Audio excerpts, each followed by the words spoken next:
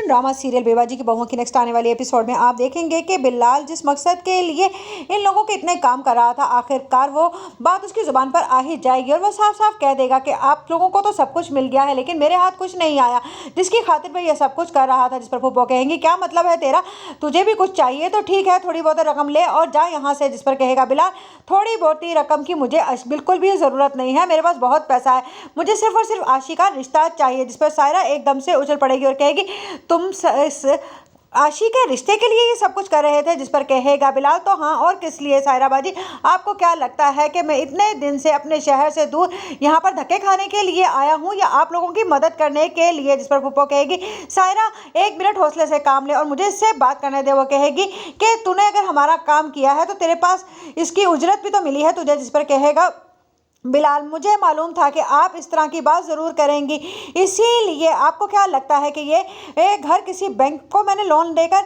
आपको रकम दिलवाई है। जिस पर कहेगी फुप्पो तो क्या मतलब है, कहाँ से लाया था तो इतनी रकम। जिस पर बिल्लाल कहेगा वो रकम तो मुझे मेरे दोस्त ने दी थी और ये घर अब मेरे पास, घर के पेपर्स अब मेरे पास है और आप जानती हैं कि जिस तरह से ये घर आप लोगों ने जमाल भाई से हत्याया है उसी तरह से मैंने भी तो कुछ पेपर्स पर आपसे साइन लिए थे ना।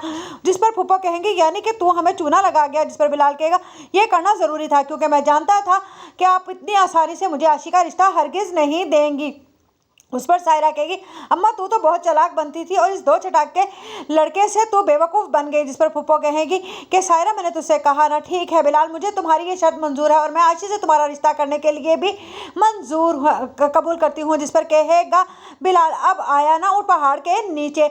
उधर जब आशी से बात करेगी उसकी नानी तो वो कहेगी कि मुझे उस बिल्लाल से बिल्कुल भी शादी नहीं करनी है और इस घटिया इंसान ने आपका साथ दिया है, मैं भी ये जानती हूँ। जिस पर कहेगी उसकी नानी इसके अलावा हमारे पास कोई चारा नहीं है, तू जानती है कि वो बिल्लाल कितना चालाक निकला, उसने धोखे से वो कागज़ रखे हुए हैं जिस पर मेरे साइन है और इस तरह से वो सब कुछ हमसे ले भी सकता है। जिस पर आशी कहेगी ये तो बहुत अच्छा हुआ, जिस तरह से आपने इन मासूम लोगों से ये सब कुछ छीना था उसी तरह से बिल्लाल एक दिन आपसे ये सब कुछ छीन कर ले जाएगा, लेकिन मैं बिल्लाल से शादी हरगिज़ नहीं करूंगी। आप क्या चाहती हैं कि मैं उससे शादी कर लूं ताकि ये रकम और ये पैसा जो आप लोगों ने नाजायज़ तौर पर इन लोगों से छीना है वो सब आपके पास रह जाए। जिस पर कहेगी उसकी नानी शादी तो तुझे करनी ही होगी और ये तमाम बातें अजरा खरी बाहर सुन रही होगी और उसे पता चल जाएगा कि अब इन लोगों में फूट डलने वाली है और वो कहेगी कि इद्दत पूरी होते ही मैं इस बिल्लाल से खुद